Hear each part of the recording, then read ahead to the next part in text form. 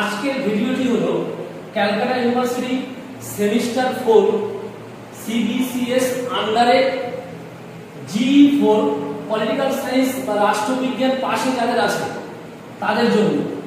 তোমাদের এই রাষ্ট্রবিজ্ঞান পাশে নাম্বার ডিভিশন হচ্ছে এসএকিউ পরে 1 নম্বর করে 15টি, মডিউল 1 থেকে 15 নম্বরের একটি লিখতে হয়, 10 নম্বরের একটি লিখতে হয়, মডিউল 2 থেকে 15 নম্বরের একটি লিখতে হয়, 10 নম্বরের একটি লিখতে হয়।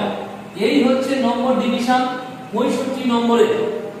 আর এই রাষ্ট্রবিজ্ঞান পাশে যাদের আছে তাদের মডিউল 1 এ 3টি চ্যাপ্টার আছে। প্রথম চ্যাপ্টারটির নাম হলো আন্তর্জাতিক সম্পর্কের বিকাশ পরিধি বিষয়বস্তু, দ্বিতীয় অধ্যায়টির নাম হলো আন্তর্জাতিক সম্পর্কের তথ্য সমূহ, তৃতীয় অধ্যায়টির নাম হলো ঠান্ডা লড়াইয়ের বিবর্তন। মডিউল 2 তে দুটি অধ্যায় আছে। চতুর্থ অধ্যায় নাম হলো ঠান্ডা যুদ্ধের পরবর্তী বিশ্ব ব্যবস্থা, পঞ্চম অধ্যায় আছে ভারতের পররাষ্ট্রনীতি।